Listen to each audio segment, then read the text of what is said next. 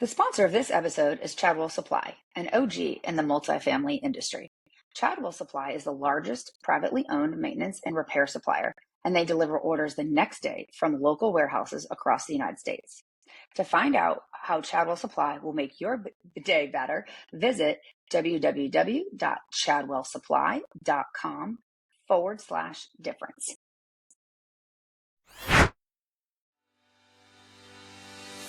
Hello, welcome to the Rooms with Ronald podcast, brought to you by the Multifamily Media Network.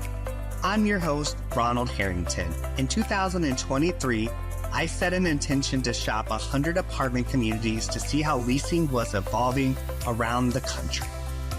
Rooms with Ronald was born out of that experience. In this series, I share my experiences and engage in meaningful conversations with other professionals in the industry as we discuss all things related to leasing and marketing.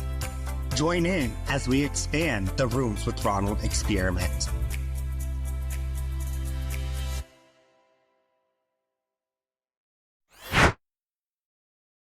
Hello, and welcome to another episode of Rooms with Ronald. I'm your host, Ronald Harrington, and in this podcast, we all talk things leasing and marketing.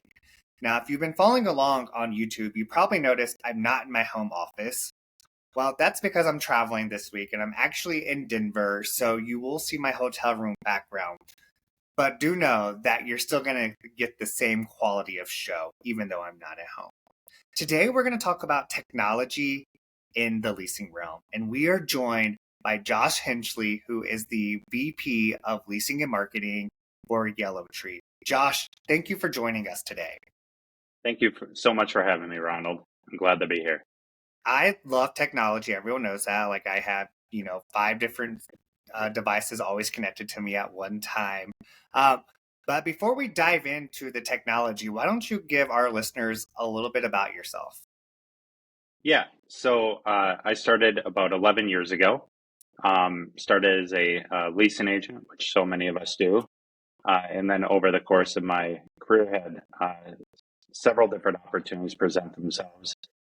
Slowly worked my way up to various VP and SVP roles, both at national and local development firms here in the Twin Cities.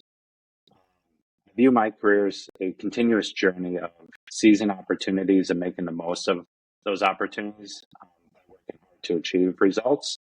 I currently oversee the lease and marketing functions for YellowTree.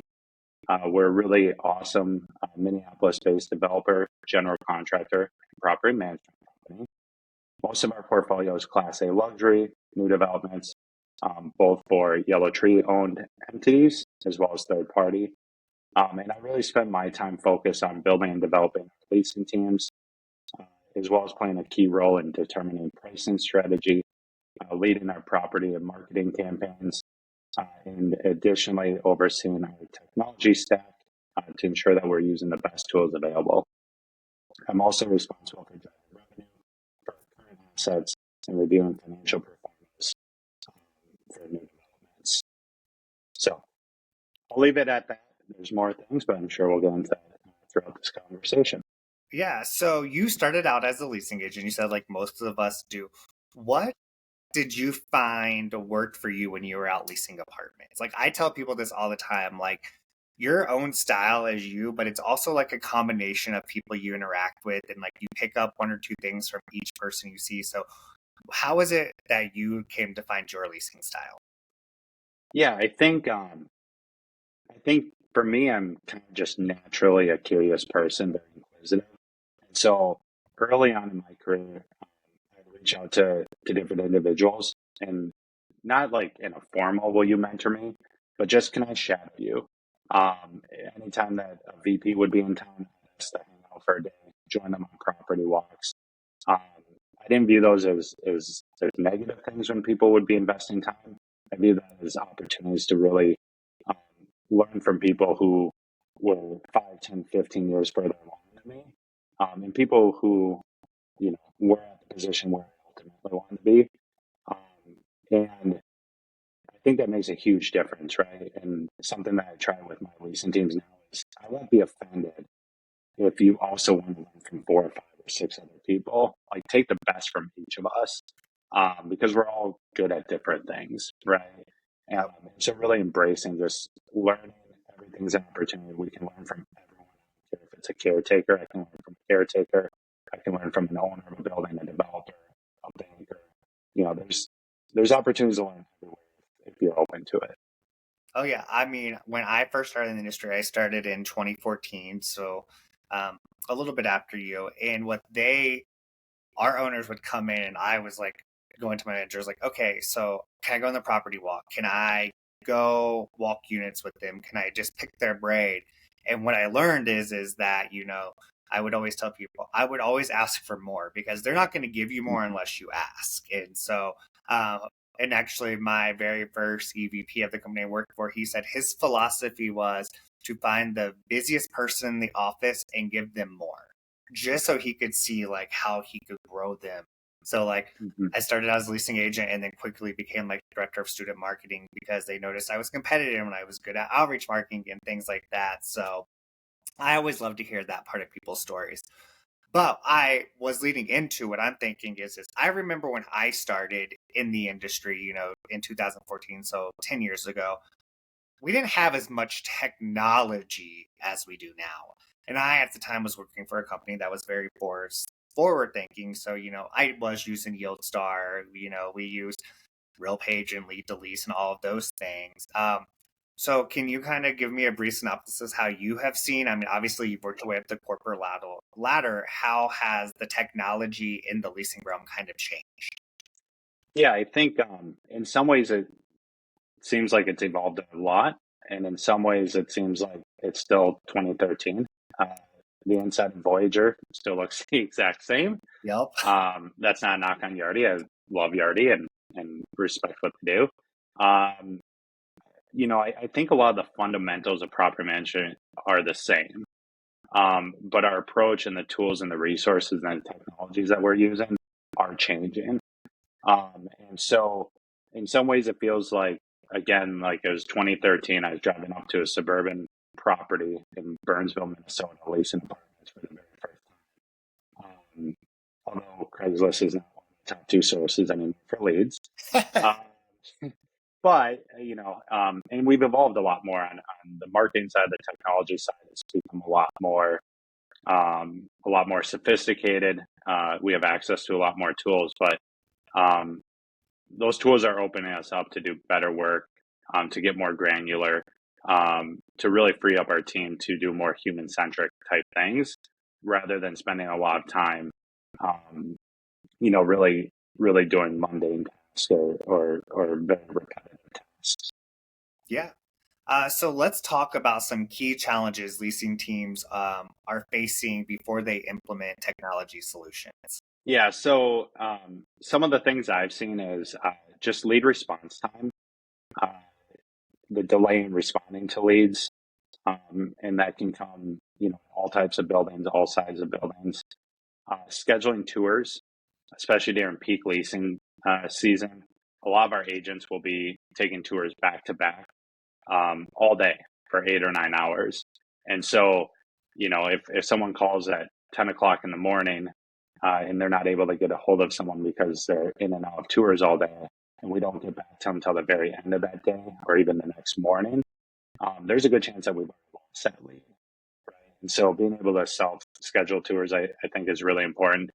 And then the other big one that I've seen is just follow up. Being able to have tools in place that we can effectively follow up with prospects. Again, it's one of those things that, I think we all wish that we had more time to do. But especially during the peak leasing season when, agents are running from tour to tour, a lot of times that is one of the things that seems to be forgotten until the very end of the day. Yeah, and what I think is so funny is you talk about scheduling the tours and, lead response times. Like, I can't tell you how many times I've reached out to a property and not even heard back from that property. I was recently in New Orleans and I had that same thing. I reached out to like 10 different properties and I heard back from 4. And I was amazed because all these websites kept saying, here is a special, or here's this. And then out of those, 4 that I did, only 2 of them I could actually schedule an appointment online for. Mm-hmm. A lot of these places were closed on the weekend, which is the only time that I could really come and tour. So it's like we had to get better about that. And everyone, I'm not going to beat the dead horse on the follow up, because everyone knows how I feel about follow up. And it is one of those things that's kind of like to the wayside because our leasing agents are so busy. And the other thing, like like I said, I started on Lead to Lease, which we use Lead to Lease for our lead management, but I still had to go into RealPage and do all the other things. So there wasn't this integration between the different platforms, right? And I think that's a struggle. I think one of the statistics we heard at AIM is that we have 34 different pieces of technology out there, and unfortunately marketing does get stuck with managing most of those, right? Which I think is crazy. So how do you determine the right technology for the right solution, right? When you're looking at all these different things, is because there's so many different pieces of technology out there, right? And some of them do one thing and some of them do them all. So how do we go about and, picking that right one to address the challenge? Yeah, great question. So a few key things I look at is identifying those key areas where kind of your biggest bang for buck, or kind of going along with 80-20 principle thinking of what are the things that are really going to make the biggest impact on the entire customer experience. 2, enhancing customer experience, integrating technology to improve the customer experience without compromising the personalized or human-centric nature of our service. And then where can I look to improve efficiency?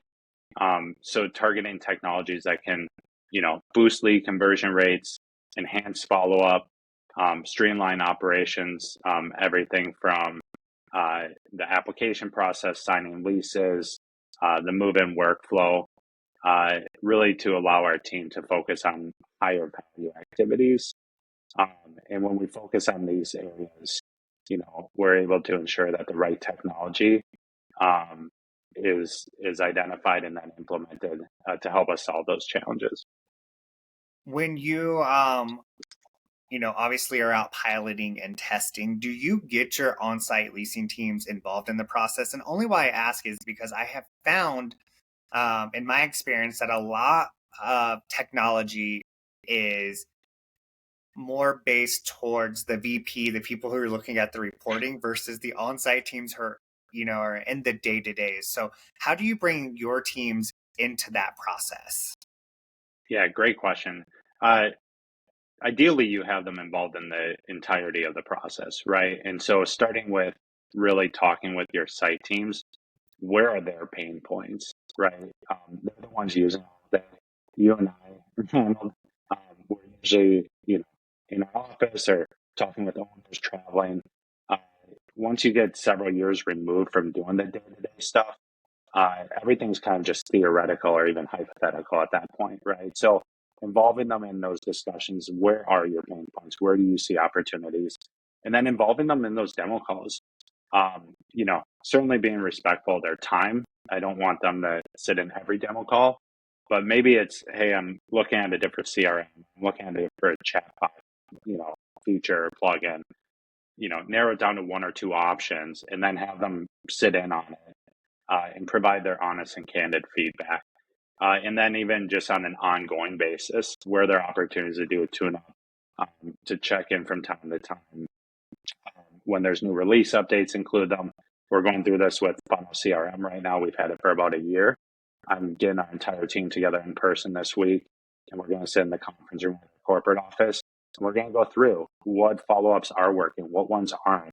Is 72 hours for that piece of follow-up after a tour the right time, or should it be 48 hours? Should we change up the language and the copy a little bit? And so looking for those opportunities to keep including them in that process, I think is going to yield probably the best results. Yeah. So You've said you've like kind of narrowed it down. What are some factors that, we should really consider when selecting the technology for the leasing team?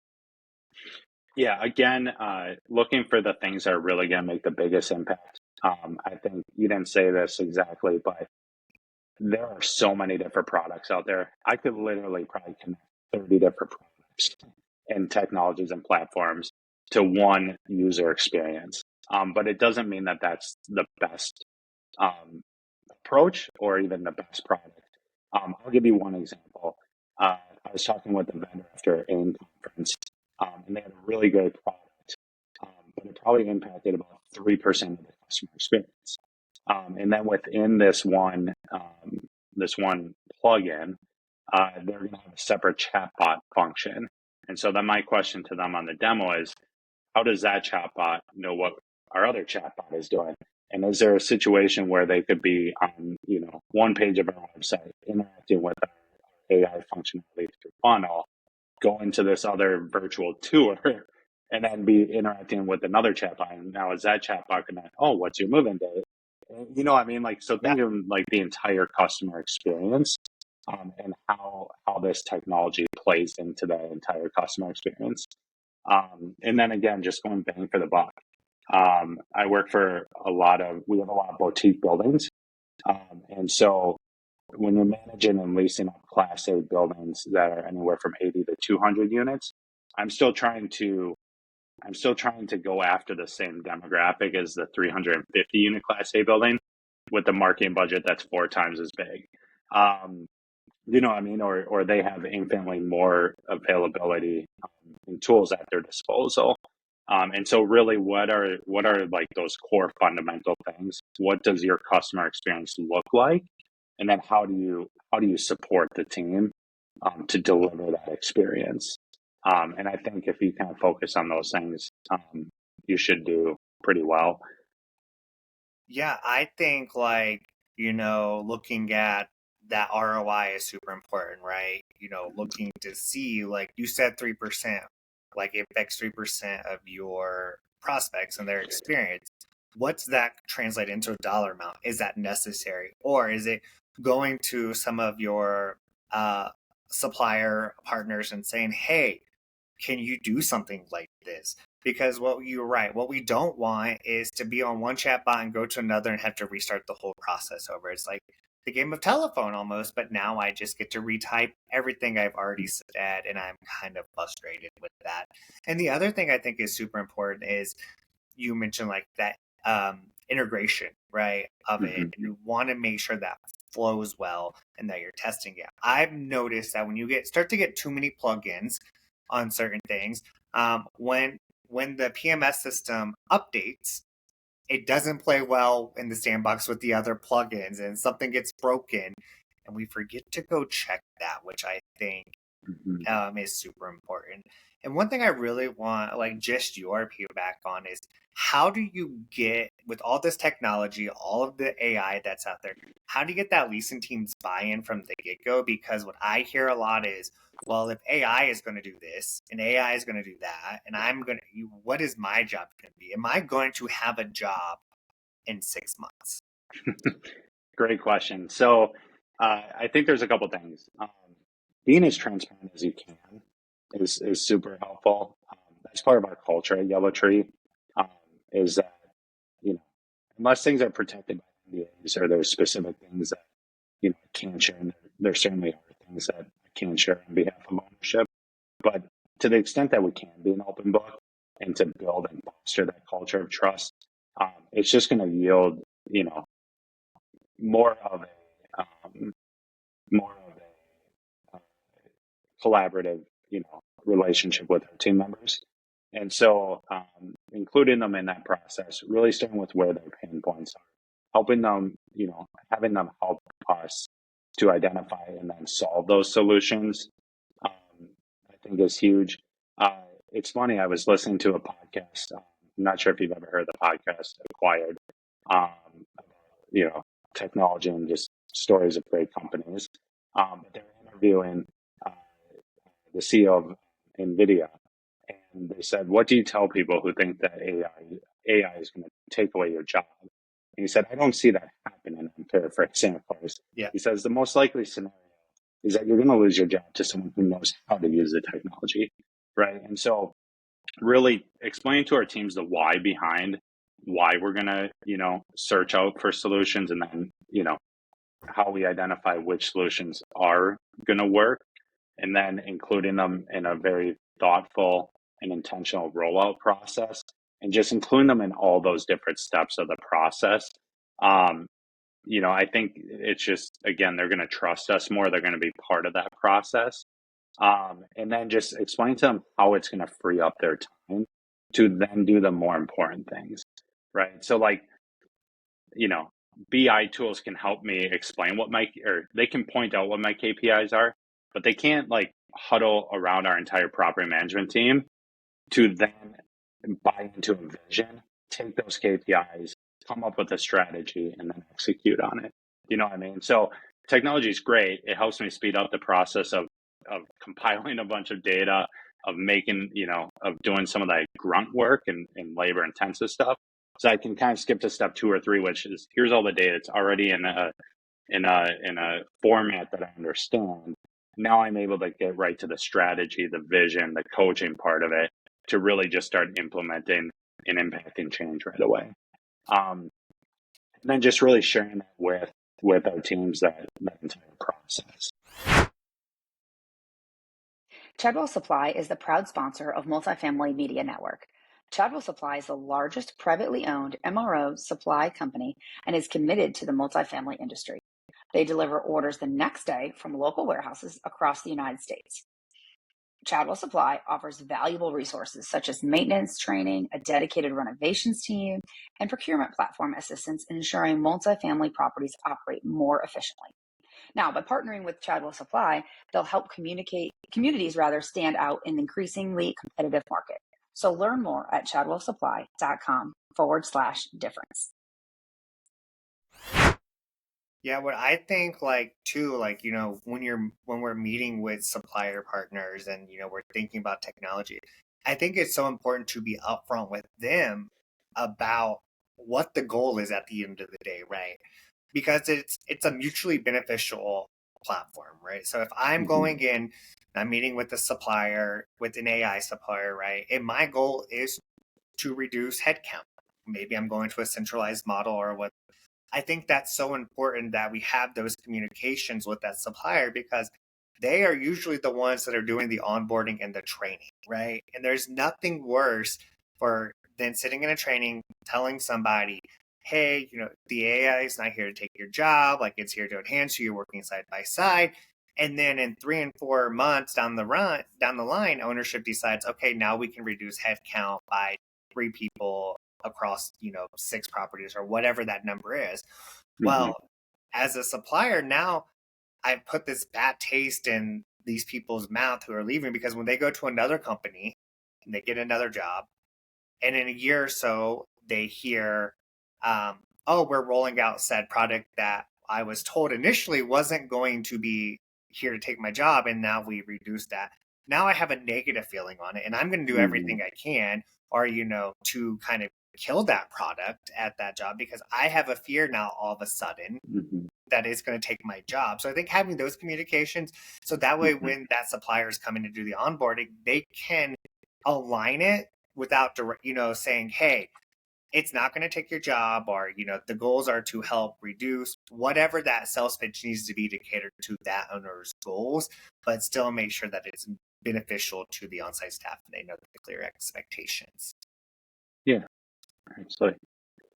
So it sounds like you have a lot of experience rolling out all sorts of different technology solutions. Do you have any specific tools or platform that you have found to be particularly effective for your leasing operations? I know you use Funnel. Yep. So Funnel has been really, really impactful for our teams. And like all good technologies, it's not final. They're always making improvements. I got the opportunity to meet some of the Funnel folks out at AIM back in May, and just how responsive and and open to feedback they were, both good, bad, um, and really really valuing our relationship. And I don't always get that when I work for a small company, with fewer than 50 employees and a few thousand units. And so they're very open to feedback, um, investing lots of time and energy into it. Uh, Even hopping on a call with our team to see like, okay, so if we can make this function mobile friendly, how does that impact your team? You know, how does it impact your ability to do your job when you're a multi-site, leasing agent or multi-site property manager? And so Funnel has quickly become one of my go-tos. Uh, we've dabbled a little bit with Elise AI, but that's been on a property that we recently acquired. And then we recently rolled them over to Funnel as well. And then Knox CRM, dabbled with that in the past. Um, I think, there's a lot of great products out there. There is no right one size fits all. I think the biggest thing is, identifying what meets your budget, which is a real thing. And then also what fits with the rest of your tech stack. What's going to fit really well with your property management system? What's going to fit really well with your phone systems and your email? What's mobile friendly? What's not mobile friendly? Right? Like what's going to work for your team um, with your operational structure, and then what's going to really allow you to just deliver really great customer service and great experience to your residents.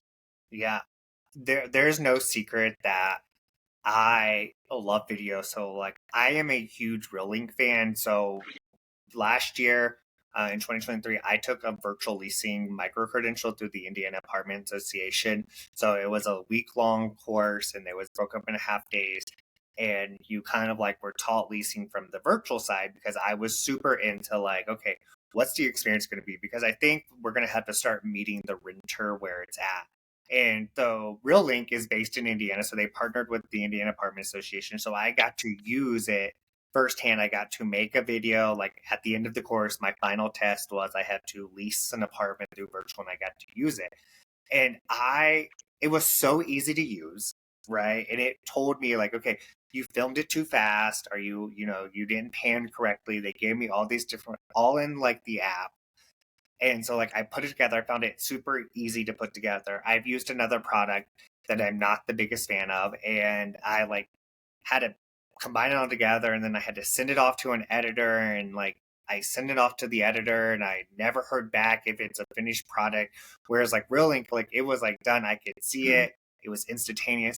And the really cool thing that what I enjoyed about it is it gave a unique link to every prospect, right? So every time I sent a follow-up video, and I had one person in Massachusetts who actually was a Reelink customer sent me a thank you video follow-up as the thank you for coming to tour, which was, it stood out instantaneously. So I thought like, to me, that was definitely one of them.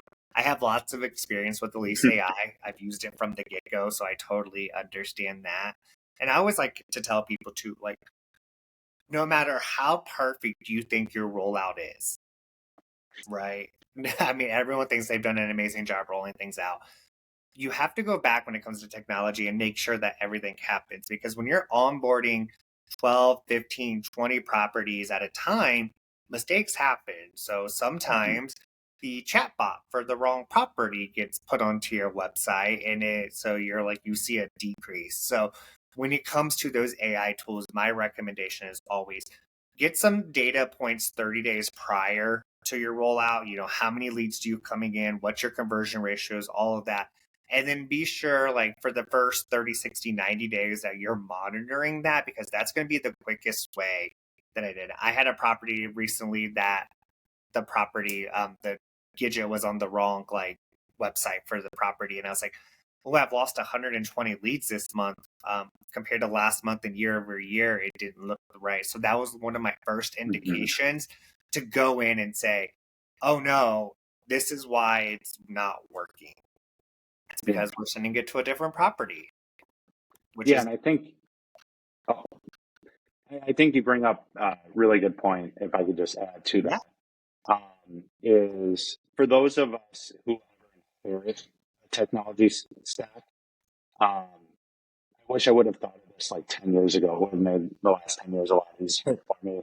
But Funnel's a really good example. It had just been rolled out by my predecessor who signed the contract to the initial rollout. I wish I would have had the foresight last May when I got to YellowTree to schedule a demo and just start from like square one instead of just trying to jump in, trying to understand it without having like the full product knowledge. And so if you are inheriting a tech stack, you're inheriting things, you might just be looking at like, oh man, this is broken. Or you get a bunch of team members who are saying that's broken or that doesn't work. We might not even be using it fully how it was intended, right? We might not even be,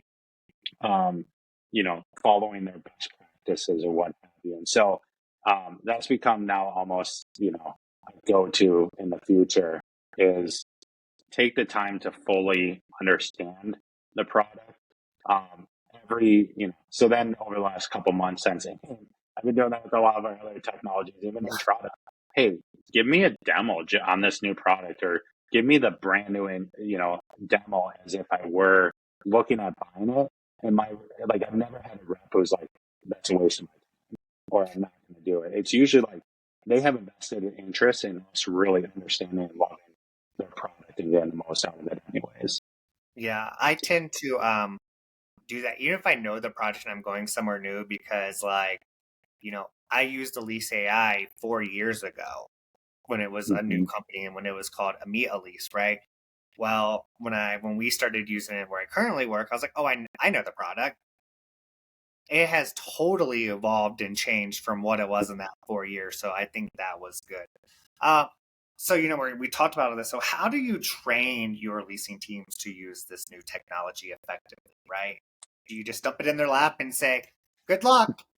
Ideally, no.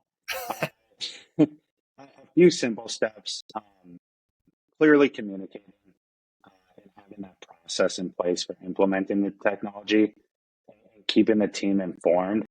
I think to your point earlier, there are going to be hiccups. No rollout is perfect. It doesn't matter how great the technology is. It doesn't matter how flawless, the rollout process is. There's always going to be, bumps in the road.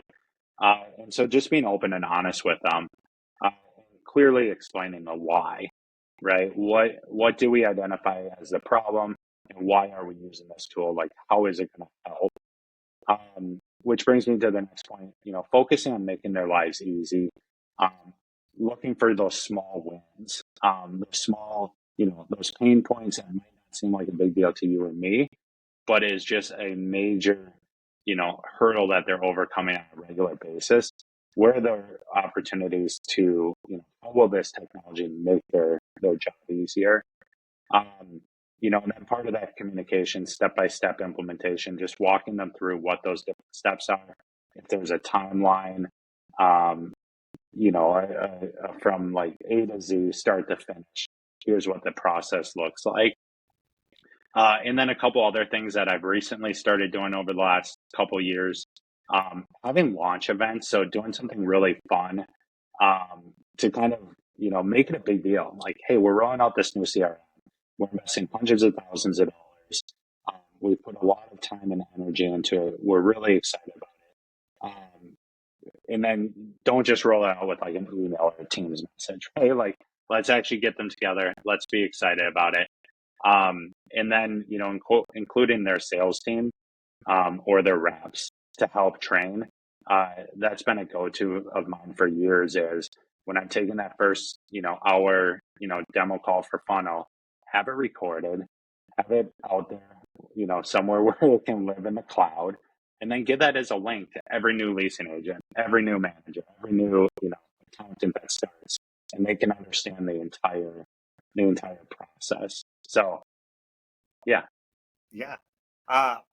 So, we're talking about all this tech and the new thing that it tends to be happening in the industry right now is tech fatigue, right? Like, I think we're all kind of a little burned out. Like, I feel like, we roll out things once a month, it seems like sometimes, and like, what's going on? So how do you kind of handle tech fatigue with your team members? Yeah, great question. I think there's a couple things. Really knowing what's important, right? and trying to limit within reason the amount of dashboards that they're going into, the amount of times they're having to go into certain things. So to the extent that we can be fully using our technology correctly and that everything's connected and synced up correctly, hopefully that's going to limit both the quantity of platforms they're logging into, websites, what have you, but then also the frequency throughout the day, right? And so it could be little simple things like having alerts for anything really important going right into your Outlook for Entrada. So I'm not having to look and log in every hour to see if a lease was signed. I'm going to get an alert the moment it's signed, right? And that's just one small example. But really trying to limit it, and then looking for trends, right? It's one thing if one person or two people say, "Hey, this is kind of cumbersome," or "This is a little inconvenient." But if your entire team is starting to say something, I think that's worth prioritizing, digging into rather quickly. And so I would kind of just start there, and see where there's opportunities to really limit it. Your reporting. Is this something that I need out of Apartments, CoStar every single day? Or if it's feeding into Funnel, it's feeding into my property management system, can I take the data from there? Because I think there's a lot of times where we take data points from multiple different dashboards, um, on certain intervals every day or every week or monthly. When do we really need that data? Where can we get it? Is there an opportunity to have that data feed into a BI tool or one central hub where we can really limit the actual manual part of going into, multiple dashboards? And then same thing, fully using the full capability of your property management software. Right? Don't go into apartments.com and multiple other LSs or change something. Make sure that you're using your property management system if it works this way to change something there, and then it's disseminated across to 15 different platforms. Yeah. So we're getting ready to wrap up here, but we just talked about tech fatigue. And I want to know your thought on an emerging technology. What do you see happening in the virtual and augmented reality realm as it applies to leasing? Yeah, I think it's going to be really exciting to see how it can improve the customer experience for prospects searching for an apartment entirely remotely. Um, I think it potentially could, boost conversion rates. I'm going to be really interested to see, like, what does that cost look like? Is it going to be something that's cost prohibitive? Um, you know, in our industry, there's a lot of things that are priced out for smaller boutique buildings, and it doesn't matter if they're Class A or Class C. Virtual tours could be another one where, in theory, if I have a 6-figure marketing budget for a 300 unit building, I can spend a little bit and touch all these different things.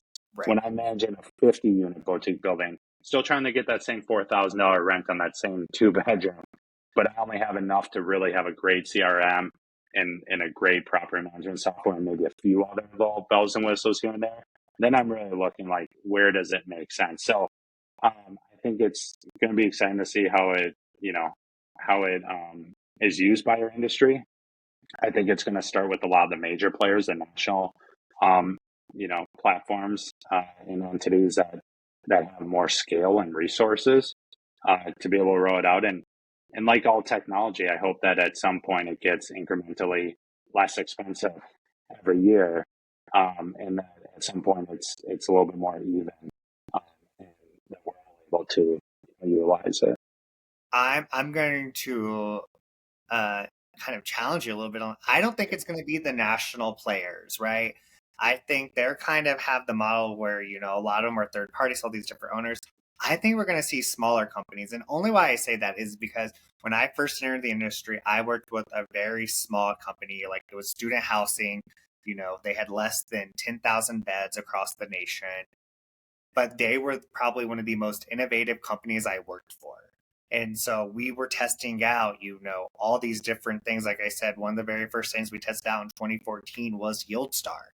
That was uncommon, and I remember going to conferences and seeing virtual reality in the augmented reality in 2017, and that's what we were looking for. So I think we're going to see these smaller companies in some regions that are a little bit more forward thinking, innovative, pushing those boundaries so they can compete with these national players, because they may not have the name recognition, but they're going to have to do something to enhance that customer experience. I think that's a very interesting take, and I guess time will tell. So, well, Josh, all valid points, though. Is there any last pieces of advice you can pass on to maybe someone on site who, they might be going through a technology rollout, they might have just went through one, they have some fears? Any last pieces of wisdom that you can impart on them? Yeah, I think just identify someone that you can talk to, that you can have those open kind of conversations. If it's not a direct supervisor or someone, whether it's someone lateral to another leasing agent, maybe someone with a little bit more experience, find someone that you can talk to, about your concerns, where are the opportunities that you can take on more of an ownership role as far as put in the time and energy to really understand things, to learn things, ask the right questions, and really give it some time. But ultimately, I think most of us in this industry, our desire is not to implement all these tools to completely get rid of the human element, but it's really designed to improve customer experience, ultimately improve bottom line. But part of that is by taking care of the team and giving them the tools and the resources they need to just do really good work. Yep, I love that. Well, Josh, if listeners want to reach out to you, where would they find you at? I'm most active on LinkedIn, so connect with me there, Josh Hinchley. From time to time, I'll post and do my best throughout the day with everything going on to be active and try and support and contribute to conversations. But I would start there. Perfect. Well, guys, thanks for listening to this episode of Rooms with Ronald, where we talked everything technology in the leasing realm. Josh, thank you for joining me today and help guide this conversation. Thanks for having me, Ronald. It's been fun. And if you like what you heard, subscribe, follow us on LinkedIn, comment, do all those things. And until next time, listeners, happy leasing. Thank you for tuning in today. I hope I left you with some fresh ideas or a new perspective. Leasing and marketing are evolving rapidly, and Rooms with Ronald is committed to offering a place to hear about those changes. We also celebrate and acknowledge the fundamentals of exceptional service that will never go out of style. So, if you enjoyed this episode, please like, comment, or subscribe. Visit multifamilymedianetwork.com to learn more about our other exceptional industry podcasts, thought pieces, and sponsorship opportunities.